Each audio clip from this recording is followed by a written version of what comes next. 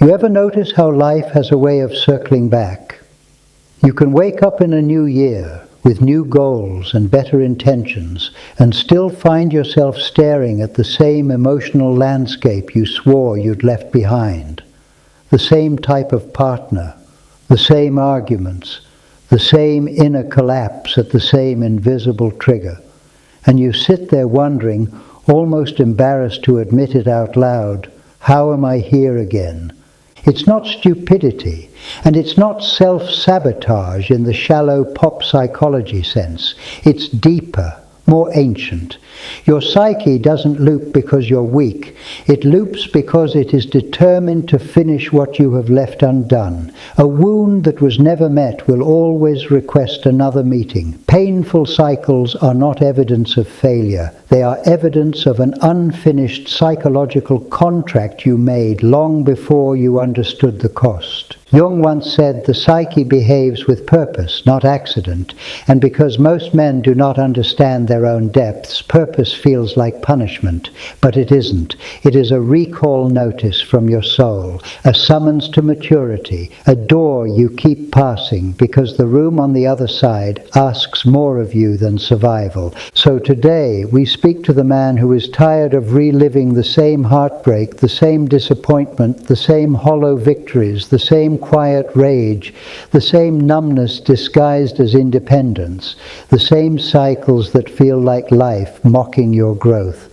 I speak to you with no shame, no scolding, just a steady voice that believes in the part of you that is ready to meet yourself with dignity. Let's walk through the 5 Jungian reasons painful cycles return, not as abstraction, but as lived truth. 1. You are loyal to a wound you haven't acknowledged. The first reason is loyalty, not to health, but to hurt. We repeat what we never properly buried or blessed. You might think you moved on when you left that house, that relationship, that childhood memory you avoid thinking about. But the psyche has its own calendar. It does not operate by anniversaries you choose. It operates by truths you have not faced. That boyhood ache you ignored became a compass you never questioned. You built whole identities around not feeling it again. Strength as defense, independence as armor, humor as shield, competence as invisibility cloak. And so life sends you situations that resemble the original wound, not to trap you, but to give you another chance to stay instead of run, to feel instead of freeze, to speak instead of shrink. Remaining loyal to unprocessed pain means you reenact it, unconsciously hoping this time you won't disappear inside it. The cycle doesn't ask for perfection, it asks for presence. Until you turn toward the wound with adult eyes, you obey the child who first encountered it. 2. You confuse familiarity with safety. The second reason a cycle repeats, you mistake what you know for what you need. Familiar suffering feels safer than unfamiliar peace. To the psyche, familiarity equals survival. If chaos was normal in your childhood home, your nervous system may interpret calm as suspicious. If approval was earned through performance, unconditional support may feel suffocating, fraudulent, or boring. If affection came with volatility, stable love can feel like abandonment, because the absence of intensity feels like the absence of presence. This isn't madness, it's memory. Your body remembers before your mind understands. You step toward what feels like home, not what is good for you. And until you learn to hold discomfort without panicking, you unconsciously choose the storm over the stillness, because the storm feels like company and the stillness feels like exile. You call it chemistry, you call it passion, but really it is familiarity disguised as destiny. 3. A part of you still believes you must earn worth. The third reason is a hidden vow. I must earn my right to be here. Many men grow up internalizing that their value depends on usefulness. Be strong, be helpful, be competent, be quiet, don't need too much, don't feel too deeply. Worth becomes conditional. Belonging becomes a reward for self-erasure. So you find yourself drawn to relationships and careers where you must work for love, prove value, justify existence. And when someone finally treats you with ease, part of you recoils, suspicious, uncomfortable, afraid that if you stop striving, you will vanish. This belief that you must prove you're deserving chains you to painful cycles, because anything unconditional feels unearned and therefore unsafe. So you unconsciously return to situations that validate the old belief. See, I have to suffer to matter. I have to carry to be valued. That is not truth. That is conditioning. A boy learned it. A man must unlearn it, not by forcing worth, but by allowing it. 4. You fear your own power more than your pain. The fourth reason is subtle and often misunderstood. You are more comfortable with your pain than your power. Pain you know. Power threatens change. Power demands self-definition.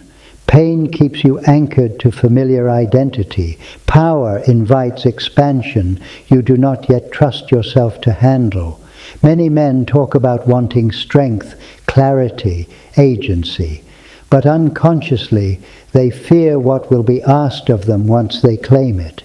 It's not failure you fear, it's sovereignty, because sovereignty ends excuses. Sovereignty ends childhood bargains. Sovereignty demands that you become the author, not the victim, not the performer, not the survivor. So instead of stepping fully into your capability, you circle back to cycles that allow you to say, see, I can't escape this. It's just who I am. That narrative feels safer than the risky freedom of claiming, I can become something else now.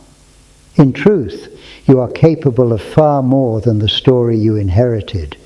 But stepping into that truth feels like stepping into the unknown, and the psyche would rather bleed predictably than leap into uncertainty until the man inside you decides otherwise. 5. You haven't yet learned to stay when it hurts. The fifth reason is the most human. You leave yourself at the very moment you need yourself most.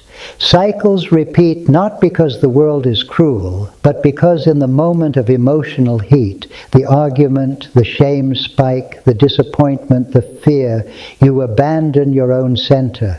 You numb, you flee, you attack, you perform strength, you pretend not to care. Anything but stay. Pain then becomes a loop because you never lived through the middle of it consciously. You only ever ran from the feeling. To break a cycle is not to avoid the pain. It is to stay awake inside it long enough to discover you will not die from the feeling. That is where initiation happens. That is where a boy becomes a man. Not by being unhurt, but by being undivided. The psyche returns you to the scene of the wound until you show up differently, until you remain present in the one moment where the cycle previously swallowed you whole, not perfectly, just a little longer than last time. That is how fate becomes choice, when you finally stand still in your life. There comes a moment when a man is simply tired of being a ghost in his own story. He is tired of proving, tired of chasing, tired of collapsing, tired of pretending that numbness equals strength. He realizes that repeating cycles were never punishment. They were the training ground for becoming someone who can bear his own experience without flinching. When you stop running, the pain does not consume you, it integrates. The shame does not drown you, it dissolves into understanding. The fear does not paralyze, it becomes information, not identity. And life begins to trust you with more because you have proven you can inhabit yourself without abandoning the moment where growth actually happens. A man who has met himself is not easily moved. This is the quiet reward, not applause, not dramatic transformation, but a steadier spine, a softer jaw, a different kind of calm in your eyes. You speak less, but when you speak, you mean it. You no longer choose people who demand your self-betrayal. You no longer mistake intensity for connection. You no longer negotiate your boundaries with the desperation of a boy afraid to be left alone. You become a man who does not need to repeat pain to feel alive because he has learned to feel fully without losing himself. That is sovereignty. That is masculine grace, not domination. Presence, not perfection. Reliability, not armor. Embodied self-respect. Closing benediction. Painful cycles are not your jailers. They are your teachers. They return because you are ready. They persist because you are capable. Every repeated ache is a doorway. Every familiar emotional battlefield is the invitation to bring the man you are now to the place where the boy once stood alone. Listen, stay, witness yourself. The cycle ends not when you learn enough, but when you remain present long enough. Be that man, not perfectly, reliably. Begin.